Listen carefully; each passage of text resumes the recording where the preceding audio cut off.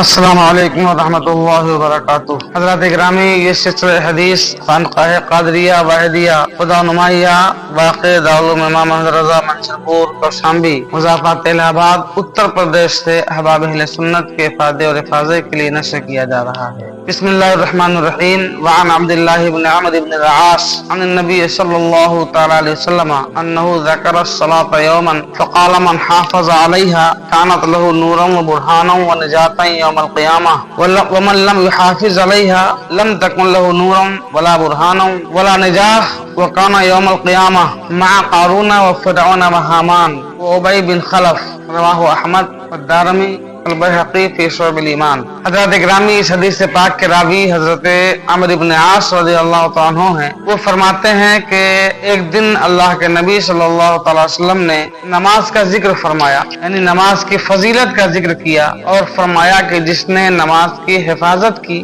اور اس پر محافظت برتی تو وہ نماز اس کے لیے قیامت کے دن نور اور نجات اور دلیل اور حجت بنے گی، اور جس نے اس کی محافظت نہ کی نہ تو وہ نماز اس کے لیے نور ہوگی، نہ دلیل و حجت ہوگی، نہ نجات ہوگی، اور وہ شخص قیامت کے دن قارون، فرعون، حامان اور امیہ بن خلف کے ساتھ ہوگا۔ اس حدیث پاک کو احمد نے اور دارمی نے اور بیہقی نے شعب ایمان میں روایت کیا۔ حضرات گرامی، مفہوم حدیث یہ ہے کہ اللہ کے نبی صلی اللہ علیہ وسلم فرماتے ہیں جو نماز کی محافظت کرے، محافظت کرنے کا مطلب یہ ہے کہ نماز کے تمام فرائض و واجبات اور سنن مستحبات کو ادا کرے اور نماز کی پابندی کرے۔ ایسا نہیں کبھی پڑھے کبھی نہ پڑھے، وقت ملا تو پڑھ لیا، نہیں ملا تو نہیں پڑھا، ایسی نہیں، بلکہ ہمیشہ نماز پڑھے اور اس کے تمام شرائط و واجبات اور مستحبات کا لحاظ کر کے پڑھے۔ تو آقا فرماتے ہیں قیامت کے دن وہ نماز اس کے لیے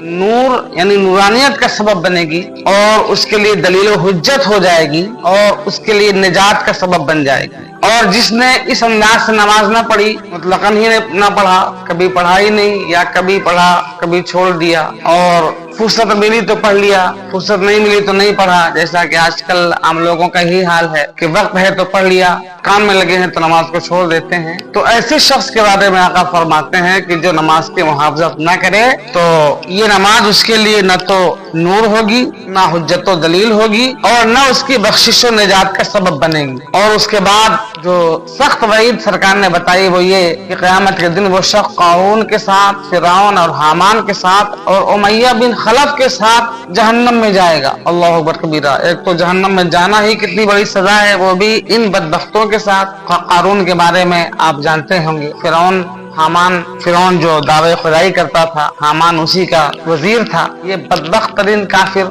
اشد الکفرہ، اور امیہ بن خلف یہ اشقیاء قریش میں سے وہ بدبخت ہے جسے جنگ احد کے دن اللہ کے نبی صلی اللہ علیہ وسلم نے خود اپنے دست اقدس سے واصل جہنم کیا اور اس سے مارا۔ یہ اس امت کا سب سے بدترین شخص ہے جسے اللہ کے نبی صلی اللہ علیہ وسلم نے جنگ احد کے دن قتل کیا اور واصل جہنم کیا۔ تو بے نمازی کا حشر ان لوگوں کے ساتھ ہوگا، یعنی ان کے ساتھ وہ جہنم میں جائے گا۔ اللہ تعالی ہمیں اور آپ سب کو نمازوں کی پابندی کرنے کی توفیق عطا فرمائے۔ حضرات گرامی، مطلب یہ ہے کہ اگرچہ کفار جہنم میں ہمیشہ رہیں گے اور تارک نماز کا چھوڑنے والا جہنم میں ہمیشہ تو نہ رہے گا، جب اس کے گناہوں کی سزا ہو جائے گی تو جہنم سے نکالا جائے گا، لیکن مطلب یہ ہے کہ ایسے بدبخت کافروں کے ساتھ اسے کھڑا کیا جائے گا، انہی بدبختوں کے ساتھ اسے جہنم میں داخل کیا جائے گا۔ یہ کتنا بڑا عذاب اور کتنی بڑی محرومی ہے، کتنی بڑی شقاوت ہے کہ ہمیں باغیان مصطفیٰ،